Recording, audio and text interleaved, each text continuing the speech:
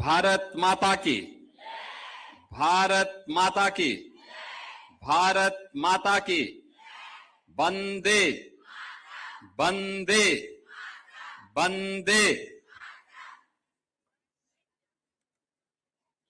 रक्षाबंधन के ठीक पूर्व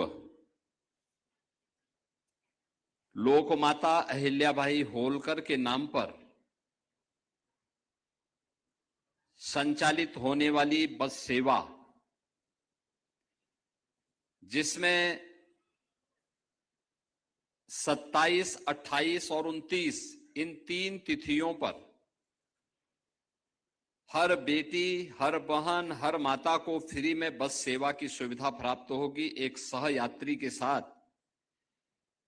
और इसके उपरांत 60 वर्ष से ऊपर की सभी माताओं और बहनों के लिए इस यात्रा को हम लोग फ्री में उपलब्ध करवाने जा रहे हैं। इस अवसर पर आयोजित आज के इस कार्यक्रम में उत्तर प्रदेश सरकार में परिवहन मंत्री श्री दयाशंकर सिंह जी,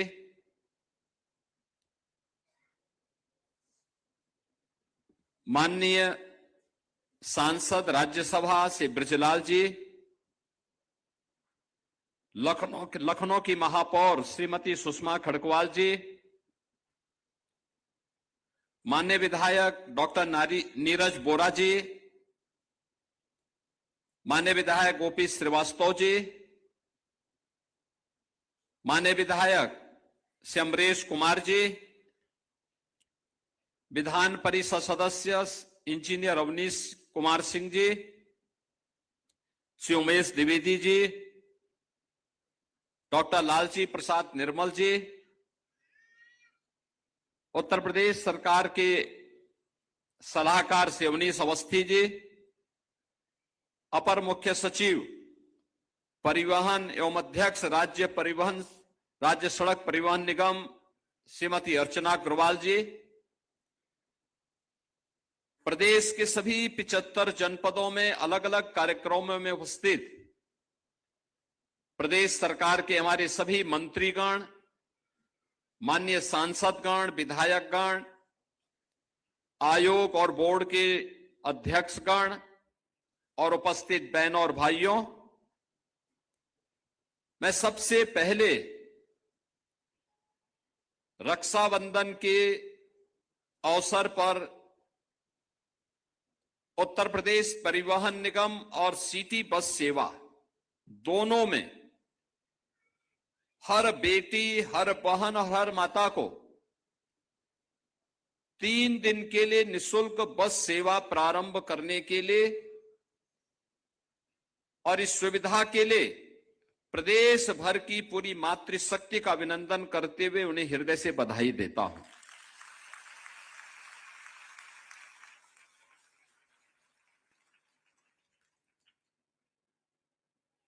और 29 के बाद 60 वर्ष की कोई भी महिला जो उत्तर प्रदेश की वासी हो, अपना वोटर आईडी कार्ड दिखा करके या आधार कार्ड दिखा करके इस यात्रा का लाभ ले सकती हैं। उनसे कोई भी किराया नहीं लिया जाएगा। ये 2 प्रकार की सेवाएं आज एक साथ प्रारंभ हो रही हैं। पहली बार महिलाओं के हित में काम करने वाले हमारे परिवहन मंत्री श्री दयाशंकर सिंह जी ने कहा कि ये कब घोषणा करें। हमने कहा भी रक्षाबंधन से अच्छा अवसर और क्या हो सकता है। और आज रक्षाबंधन के अवसर पर हम इस यात्रा को प्रारंभ करने जा रहे हैं। तो उन्होंने कहा क्या हो सकता है इस अवसर पर। हमने कहा भी सभी 75 जनपदों में आयोजन करिए, माताएं बहनें आएंगी, उनको मिष्टान दीजिए, रक्षाबंधन की बधाई दीजिए, इस योजना की अभिनंदन भी करिए। और आज इसी कार्यक्रम में हम लोग सभी एकत्र हुए हैं। सभी माननीय जनप्रतिनिधिगण यहां पर उपस्थित हुए हैं और इतनी भारी संख्या में लखनऊ, सीतापुर, उन्नाव, बाराबंकी और रायबरेली अन्य जनपदों से आप लोग भी आए हैं। मैं आपका इस अवसर पर हृदय से बधाई देता हूं और सभी 75 जनपदों में आयोजित कार्यक्रमों में उपस्थित माताओं बहनों को भी हृदय से बधाई देता हूं, अपनी शुभकामनाएं देता हूं। आज जब हम इस कार्यक्रम में उपस्थित हैं, मैं आप सभी से एक बारे में जरूर बोलना चाहूंगा। ये जो सरकार आज आपके लिए इस योजना का शुभारंभ कर रही है, सबसे पहली बात तो जो यहां पर कहा गया, योजना का नाम हम लोगों ने रखा है लोकमाता अहिल्याबाई निशुल्क बस यात्रा। लोकमाता अहिल्याबाई होलकर का महिला स्वावलंबन में बहुत बड़ा नाम है। उन्होंने जब ये देश मुगल आक्रांताओं के अराजकता की चपेट में था, उस समय लोकमाता अहिल्याबाई होलकर ने उस समय न केवल सुशासन के लक्ष्यों को प्राप्त करने के लिए, बल्कि भारत की आध्यात्मिक और सांस्कृतिक विरासत के संरक्षण के साथ ही महिला स्वावलंबन का एक आदर्श उदाहरण प्रस्तुत किया था। न्याय की कसौटी पर उन्होंने उस समय जो तय किया था, आज उसका परिणाम हम सबके सामने है। जो चर्चा अभी यहां बृजलाल जी कर रहे थे, जो चर्चा यहां पर अभी श्री दयाशंकर सिंह जी कर रहे थे कि काशी में काशी विश्वनाथ का मंदिर हो या फिर सोमनाथ के मंदिर का, देश के अंदर सैकड़ों ऐसे मंदिर हैं जिन मंदिरों के पुनरुद्धार का कार्य विदेशी आक्रांताओं के द्वारा जब इन मंदिरों को तोड़ा गया था, क्षतिग्रस्त किया गया था, उन मंदिरों के पुनरुद्धार का काम अगर किसी ने किया था तो उस समय लोकमाता महारानी अहिल्याबाई होलकर जी ने किया था।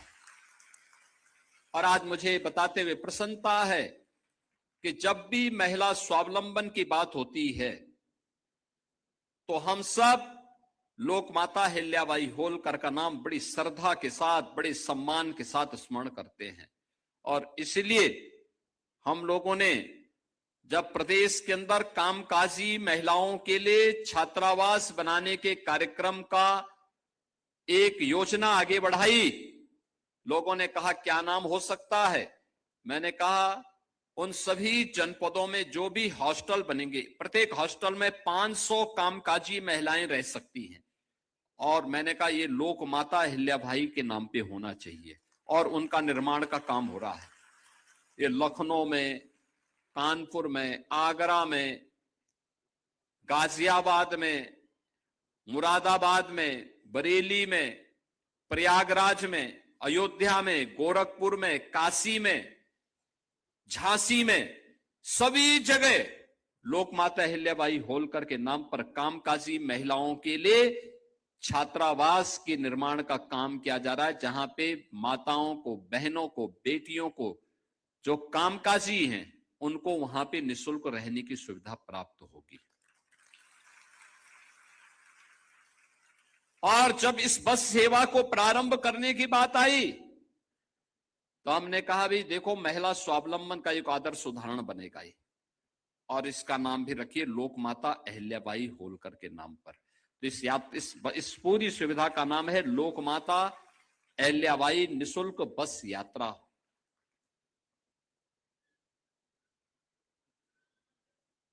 यानी कल से लेकर यानी 27, 28 और 29 को तो हर बेटी, हर बहन, हर माता अपने एक सह यात्री के साथ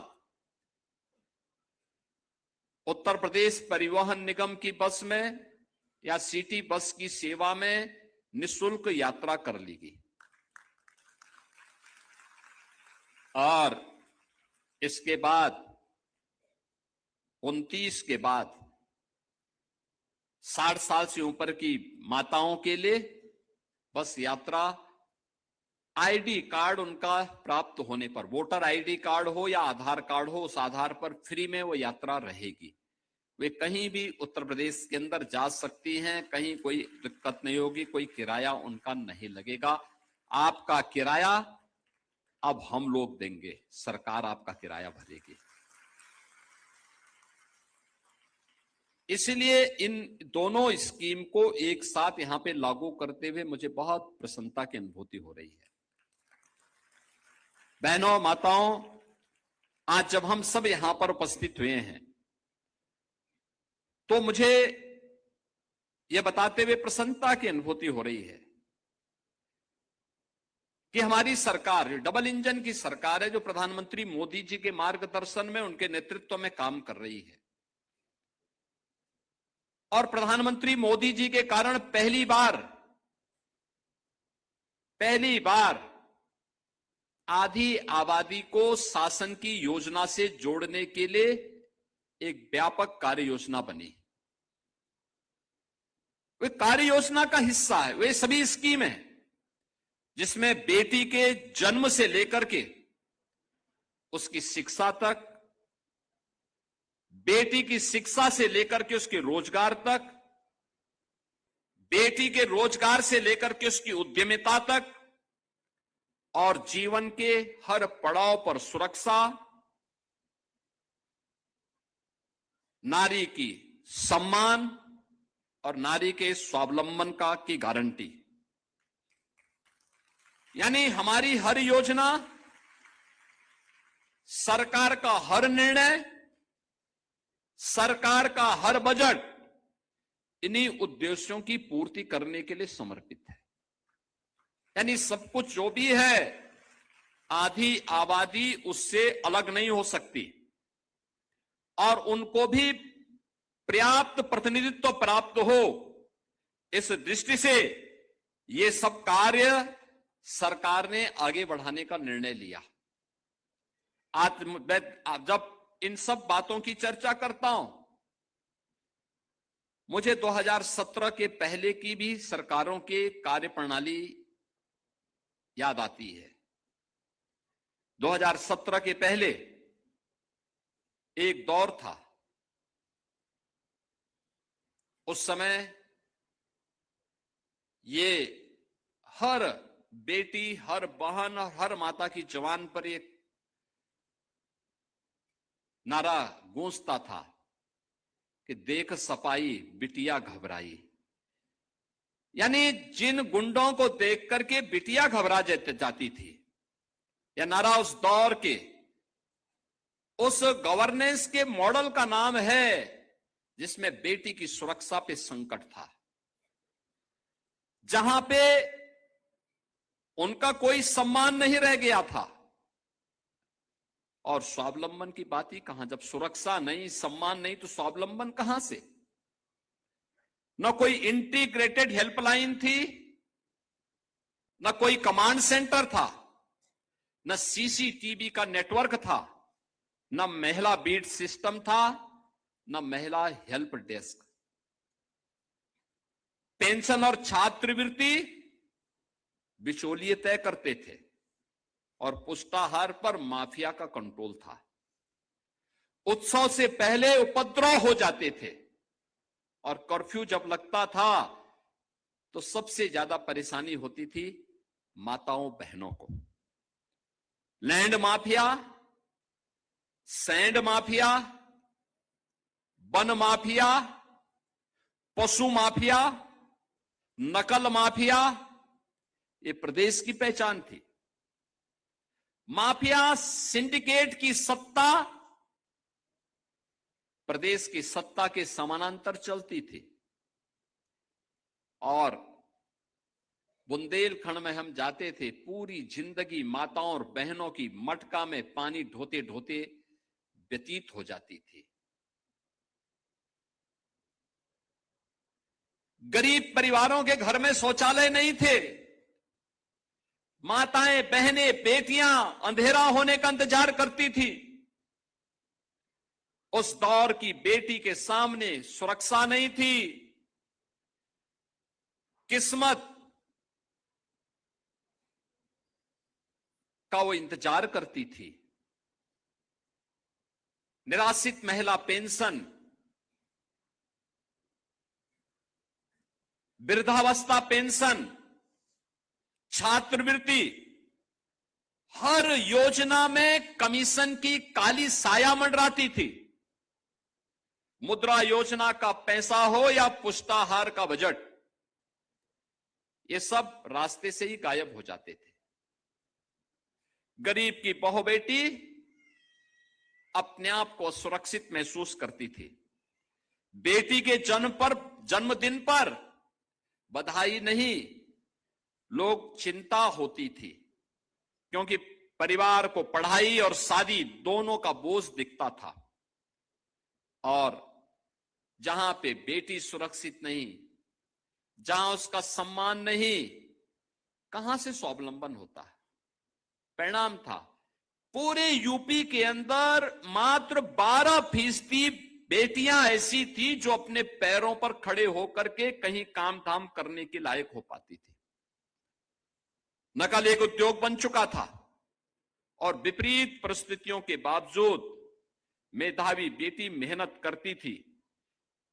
डिग्री पैसे वाला खरीद लेता था, यानी मेहनत बेटी की होती थी, लेकिन उसकी डिग्री कोई माफिया खरीद करके उसकी नीलामी कर देता था। नौजवान, व्यापारी और कारीगर सब पलायन करने के लिए मजबूर थे। बेटी सिर्फ बस पकड़ने से नहीं, सपना देखने से डरती थी। आप उसे एक भावना के तौर पे न देखें, उसे केवल हम इन्हें माने कि एक होती थी, बल्कि वह एक पूरे अर्थशास्त्र के रूप में भी अगर आप उसको देखें, जब आधी आबादी घर पर बैठ जाएगी, उत्तर प्रदेश को बीमारू होना ही था। यही तो होता था यूपी में, यही तो पहचान का संकट था। आधी आबादी को न सुरक्षा थी, न सम्मान था, न स्वावलंबन था, तो हमारी आर्थिक स्थिति बदहाल होनी थी। और इसीलिए तो यूपी उस दौर को जब याद करता है तो रोंगटे खड़े होते हैं। कहीं दंगे, कहीं कर्फ्यू, कहीं असुरक्षा, कहीं उपद्रव, हर योजना में बेईमानी और भ्रष्टाचार। लेकिन धर्म चक्र बदलता है। अगर उस समय उपद्रव था तो मोदी जी के नेतृत्व में जब डबल इंजन की सरकार यूपी में आई तो उपद्रव को उत्सव में बदल दिया गया है।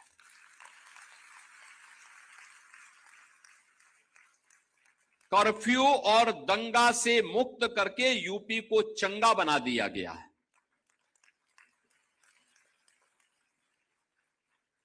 अब हर योजना का केंद्र बिंदु बेटी है, आधी आबादी है। हमारा पहला संकल्प था उत्तर प्रदेश की बेटी को भय मुक्त वातावरण देंगे, उसे अपने विश्वास के दम पर खड़ा होने का पूरा अवसर देंगे। और मुझे प्रसन्नता है कि हमने जो कहा था बेटी को सुरक्षा की गारंटी देंगे, ये केवल एक फिजिकल सिक्योरिटी नहीं थी, ये मेंटल सिक्योरिटी भी थी, हेल्थ सिक्योरिटी भी थी। आज हमारे पास मिशन शक्ति केंद्र है, हर शहर में AI based safe city network है, और 1090 का 112 का इंटीग्रेटेड रिस्पांस सिस्टम भी हमारे पास मौजूद है। बेटी की सुरक्षा में घर के अंदर हो या घर के बाहर कहीं किसी ने सेंध लगाई तो मान करके चलो कि सेंध लगाने वाले के लिए जेल या जहन्नुम में से कोई एक जगह तय हो जाएगी। कोई सुरक्षा में सेंध नहीं लगा सकता। और पहली बार उत्तर प्रदेश में क्या देश में महिला बीट पुलिस अधिकारी की तैनाती हुई। ये पहली बार हो पाया है। प्रदेश में महिला पुलिस कर्मियों की संख्या यानी 17 में कुल 10,000 महिला पुलिसकर्मी थे। अब ये संख्या पहुंच चुकी है इस समय 45,000। और अभी जो नई भर्ती होने जा रही है, इस भर्ती को अगर हम लेंगे तो ये संख्या पहुंचेगी 50,000 से ज्यादा। पहली बार हो रहा है जब इतनी बड़ी संख्या में महिला पुलिसकर्मी तैनात हुए हैं। हमने 3 महिला पुलिस बटालियन बनाई है। पहले पीएससी की बटालियन नहीं थी। पिछली सरकारों ने 54 कंपनियां समाप्त कर दी थी क्योंकि दंगाइयों के काल थी पीएससी। तो पिछली सरकारों ने वोट बैंक के लिए पीएससी समाप्त कर दी। हमने तो उसका गठन किया ही, 3 महिला पुलिस बटालियन का गठन किया और तीनों का नाम महान वीरांगनाओं के नाम पर। लखनऊ की वीरांगना उदा देवी पासी के नाम पे, बदायूं की वीरांगना अवंतीबाई लोधी के नाम पे और गोरखपुर की वीरांगना झलकारी बाई कोरी के नाम पे। तीनों वीरांगनाओं के नाम पे 3 PSC battalion. Pink booth one stop centre, ये भी आज पूरी व्यवस्था की गई है। आज शिकायत दर्ज होने के बाद उसकी ट्रैकिंग, उसकी टाइमलाइन और जवाबदेही की व्यवस्था है। पहले बेटी की सुरक्षा किस्मत पर निर्भर थी, आज वह सिस्टम, डेटा और टेक्नोलॉजी पर निर्भर है। हमारा लक्ष्य सिर्फ केवल यह नहीं है कि बेटी घर पहुंचने के बाद सुरक्षित रहे, बल्कि हमारा लक्ष्य है बेटी घर से निकले, कार्य करे, कारोबार करे और रात में भी अपने अधिकार के साथ सुरक्षित घर लौट सके। ये सरकार गारंटी दे रही है और इसीलिए महिलाओं को आवश्यक सुरक्षा प्रावधानों के साथ नाइट शिफ्ट में काम करने का अवसर देने के लिए भी हम लोगों ने नीतिगत बदलाव किया है। आज उत्तर प्रदेश में बेटियां नाइट शिफ्ट में भी बिना भय के कार्य कर रही हैं और मुझे बताते हुए प्रसन्नता है, 17 के पहले जो बेटियां केवल 12% महिलाएं केवल काम कर पाती थीं, स्वावलंबी थीं, आज उनकी संख्या बढ़कर के 36% से ज्यादा हो गई है। सम्मान तब आता है जब महिला के घर में शौचालय हो, रसोई में धुआं मुक्त ईंधन हो, घर में बिजली हो, नल में जल हो और उसके खाते में सीधे पैसा पहुंचे और विपत्ति के समय सरकार उसके साथ खड़ी हो। स्वच्छ भारत में केवल स्वच्छता का अभियान नहीं था, बल्कि हमारी माताओं, बहनों और बेटियों की गरिमा और उनके स्वावलंबन का भी एक आधार बनी थी। हर घर शौचालय। उज्ज्वला ने केवल महिलाओं को धुएं से राहत नहीं दी, बल्कि उज्ज्वला योजना तमाम प्रकार की उन बीमारियों से जिनमें फेफड़े खराब होते थे, उनसे मुक्ति दी। पक्के घरों ने परिवारों को सुरक्षा दी। जल जीवन मिशन ने घर के पास पानी पहुंचे, इसमें समय और श्रम दोनों की दिशा में एक बड़ा बदलाव किया है। और डीबीटी ने बिचौलियों को हटाकर सीधे लाभार्थी के खाते में पैसा देना प्रारंभ किया, सीधे उनके खाते में पैसा देना प्रारंभ किया। हमने महिला को जीवन के अलग अलग पड़ावों को भी पॉलिसी सपोर्ट से जोड़ा है। आज हम लोग बेटी के जन्म लेते ही मुख्यमंत्री कन्या सुमंगला योजना के साथ उस परिवार को जोड़ते हैं।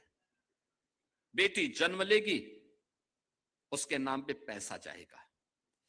1 वर्ष की होगी तो बेटी सभी प्रकार से टीकाओं से आच्छादित है, तो बेटी के नाम पर जैसे ही सभी प्रकार की टीकाओं से आच्छादित हुआ पैसा चला जाएगा। बेटी 5 वर्ष की हुई, पहली क्लास में प्रवेश हुआ तो बेटी के नाम पे फिर पैसा जाएगा। बेटी 6ठी क्लास में जाएगी तो भी बेटी के नाम पे पैसा जाएगा। बेटी 9वीं क्लास में जाएगी तो बेटी के नाम पे प्रवेश लेती पैसा जाएगा। बेटी 10वीं के बाद कोई भी डिग्री, डिप्लोमा या आगे की पढ़ाई करना चाहेगी तो भी पैसा जाएगा।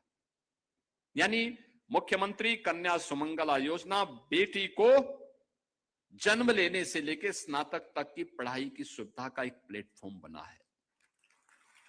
सामूहिक विवाह योजना ने पिता की चिंताओं को दूर किया है। आज सरकार सामूहिक विवाह योजना में 1 लाख रुपए की सहायता बेटी की शादी के लिए उपलब्ध करवा रही है।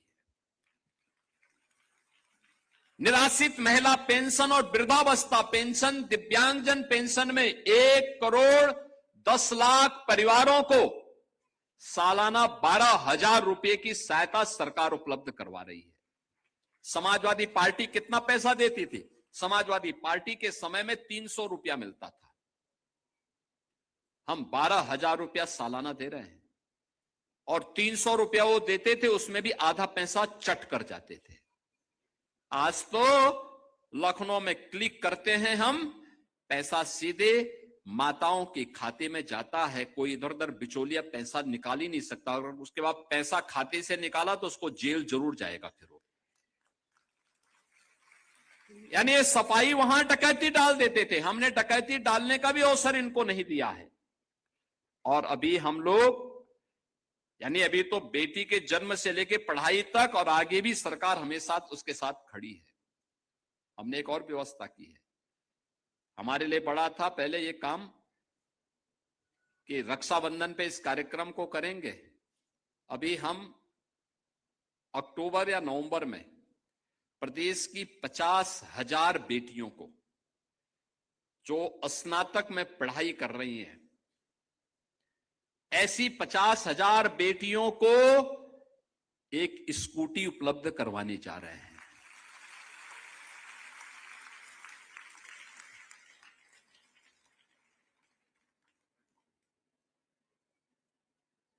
हमने प्रदेश में 1 करोड़ से अधिक महिलाओं को ग्रामीण क्षेत्र में जहां उनका मकान है, उस मकान का मालिकाना अधिकार दिया है घरौनी के रूप में और महिला के नाम पर है।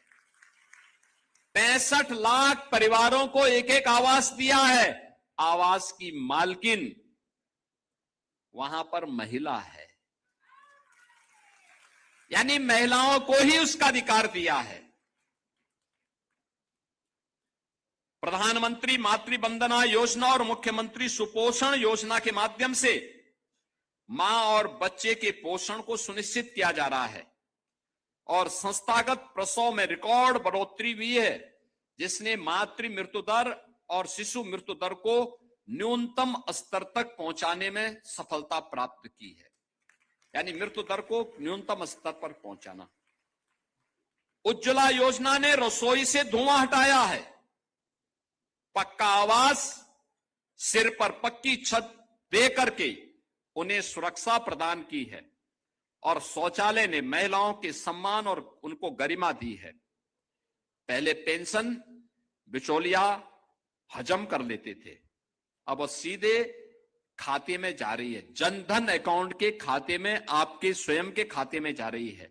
यानी हमने महिलाओं को, आधी आबादी को केवल सुविधा नहीं दी, बल्कि उनको एक उसका ऑनरशिप दिया है, यानी उनका सम्मान मिले और उस सम्मान के साथ वे जुड़ सकें। ये चीजें उनके साथ जिस रूप में आई हैं, क्योंकि हमने इस बात को तय किया कि जिस महिला की अपनी आय है उसकी निर्णय लेने की क्षमता बढ़ती है। जिस महिला की अपनी पहचान है उसका आत्मविश्वास बढ़ता है और जिस महिला की आर्थिक योगदान है, परिवार और गांव की अर्थव्यवस्था दोनों उसके कारण मजबूत होती है। इसलिए हमने तय किया है कि बहनों को मजबूत करेंगे, हम डिजिटल एंटरप्रेन्योरशिप तैयार कर रहे हैं। 8,000 न्याय पंचायतें यूपी में हैं। इनमें से आधी डिजिटल एंटरप्रेन्योर जो होंगी वह महिलाएं होंगी और उनके माध्यम से हम लोग ग्रामीण अर्थव्यवस्था को मजबूती प्रदान करेंगे। आज मुझे बताते हुए प्रसन्नता है कि प्रदेश में सेल्फ हेल्प ग्रुप के माध्यम से जो महिला स्वयंसेवी समूह है उसके माध्यम से खेती, पशुपालन, वहां पे फूड प्रोसेसिंग, हैंडीक्राफ्ट, रिटेल, अनेक स्थानीय गतिविधियों का संचालन उनके माध्यम से वहां पे हो रहा है। और यही सोच आदरणीय प्रधानमंत्री जी के लखपति दीदी के माध्यम से उसे आगे बढ़ाती है। इसी इकोसिस्टम में बीसी सखी, बैंकिंग कॉरेस्पोंडेंट सखी जैसी भूमिकाएं महिलाओं को गांवों में वित्तीय व्यवस्था को और मजबूती प्रदान करने में अपना योगदान दे रही हैं। आज वे गांव में महिलाएं बैंकिंग सेवाएं प्रदान कर रही हैं। अब टेक्नोलॉजी का दौर है। नमो ड्रोन दीदी, जिससे पहले एसएचजी की महिलाएं ड्रोन टेक्नोलॉजी के माध्यम से प्रदेश के अंदर कृषि क्षेत्र में एक नई क्रांति लाने में सफलता के नई ऊंचाइयों की ओर आगे बढ़ रही हैं। यानी अब कह सकते हैं कि चोले से चेक तक और चेक से कारोबार तक, कारोबार से टेक्नोलॉजी तक वे पहुंच रही हैं। प्रदेश में Balinee milk producer, Samarthya milk producer, Kashi milk producer, Baba Gorakhnath milk producer और सिरजनी मिल्क प्रोड्यूसर, ये 5 कंपनियां हैं जो 31 जनपदों में काम कर रही हैं और इनमें 4 लाख से अधिक बहनें इस मिल्क प्रोड्यूसर के माध्यम से आर्थिक स्वावलंबन की दिशा में अग्रसर हुई हैं। एफपीओज में महिला किसानों की भागीदारी बढ़ी है। 1 डिस्ट्रिक्ट 1 प्रोडक्ट और एमएसएमई में हजारों महिला उद्यमी बनी है। स्टार्टअप इकोसिस्टम में 50% भागीदारी महिलाओं की है। स्वावलंबन तभी पूर्ण होगा जब महिला के पास सिर्फ प्रोडक्ट न हो बल्कि उनके पास अपना मार्केट भी हो। इसलिए महिला समूह को ब्रांडिंग, पैकेजिंग, मार्केटिंग, प्रदर्शनियों में उनके प्रोडक्ट को ले जाने की व्यवस्था, डिजिटल कॉमर्स से उनको जोड़ने की भी एक पुख्ता व्यवस्था की गई है। इसी अप्रोच से सी मार्ट जैसे मॉडल महिलाओं के लिए एसएचजी प्रोडक्ट के लिए डेडिकेटेड रिटेल प्लेटफॉर्म्स और बाजार उपलब्ध कराने की दिशा में आगे बढ़ रहा है। हमारी दृष्टि स्पष्ट है, महिलाओं का उत्पाद गांव में बने, उसकी ब्रांडिंग प्रदेश में हो और उसके द्वारा जो प्रोडक्ट तैयार किया जाए वह देश और दुनिया तक पहुंचे। यही है लोकल वीमेन एंटरप्राइज को ग्लोबल मार्केट से जोड़ने का मॉडल। आधी आबादी को आर्थिक आत्मनिर्भरता तभी पूरी होगी जब फैसले लेने वाली मेज पर भी बहन बैठेगी। हमने पुलिस की भर्ती में अनिवार्य किया कि महिलाओं को 20% बेटियां भर्ती अनिवार्य रूप से हो, यानी अनिवार्य रूप से हो। अभी 32,000 भर्तियां हो रही हैं, उसका रिजल्ट आ चुका है, फाइनल चल रहा है। आप देखना 20% बेटियां वहां अनिवार्य रूप से भर्ती होंगे। पंचायत और स्थानीय निकायों में महिलाओं का प्रतिनिधित्व बढ़ा है और अब तो बेटियां ओलंपिक में, एशियन गेम्स में, कॉमनवेल्थ में, वर्ल्ड चैंपियनशिप में, नेशनल चैंपियनशिप में मेडल प्राप्त कर रही हैं। अभी कॉमनवेल्थ गेम्स हुए थे और मुझे बताते हुए प्रसन्नता है, कॉमनवेल्थ गेम्स में उत्तर प्रदेश के एक सब इंस्पेक्टर सुश्री अस्मिता डे ने देश के लिए गोल्ड मेडल जीता था। गोल्ड मेडल ये यूपी की है। उस बेटी ने जन्म लिया था त्रिपुरा में, लेकिन उसको सही माहौल मिला और सही प्लेटफॉर्म मिला यूपी में। आज प्रशासन में, सेना में, शिक्षा में, स्टार्टअप में, हर एक क्षेत्र में आधी आबादी नेतृत्व दे रही है। हमारा स्पष्ट प्रयास है आधी आबादी को आबादी के अनुपात में उन्हें प्रतिनिधित्व प्राप्त हो। और इसी के लिए आपने देखा होगा प्रधानमंत्री जी ने देश की संसद में नारी शक्ति वंदन अधिनियम पारित करवाया। संसद और विधानसभाओं में भी महिलाओं को 1/3 प्रतिनिधित्व प्राप्त हो, अनिवार्य रूप से प्राप्त हो, इसके लिए कानून बनाया। मोदी जी उसको 29 में लागू करना चाहते थे, लेकिन एक कांग्रेस और समाजवादी पार्टी ने विरोध कर दिया। अभी संसद में पेंडिंग है। अवसर मिलने पर उसे पारित करने की दिशा में कार्य किया जा रहा है। और ये महिलाओं को प्रतिनिधित्व मिलना चाहिए। ये एक चैरिटी नहीं, या एक इकोनॉमिक इंटीग्रेशन है। जो वुमेन पार्टिसिपेशन को उत्तर प्रदेश में जो हमने 12% से 36% तक पहुंचाया है, हमारा प्रयास है ये कम से कम 50% तक पहुंचना ही चाहिए। इसको आगे बढ़ाना है। हर हाल में इसको आगे बढ़ाने की दिशा में किए जाने वाले प्रयास आज यहां पर हम सबके सामने हैं। और यही कारण है कि आज जो ये सुविधा यहां प्रदान की जा रही है, इस सुरक्षा से सम्मान तक, सम्मान से स्वावलंबन तक, और स्वावलंबन से उस नेतृत्व की यात्रा है जहां पर हर बेटी, हर बहन, हर माता अपने आप को पूर्ण आत्मनिर्भर महसूस करे।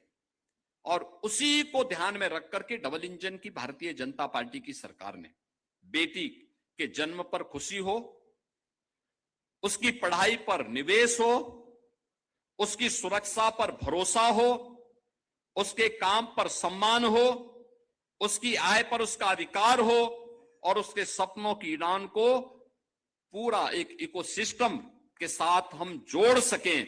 इस दृष्टि से इसे हमने आगे बढ़ाने का काम किया है।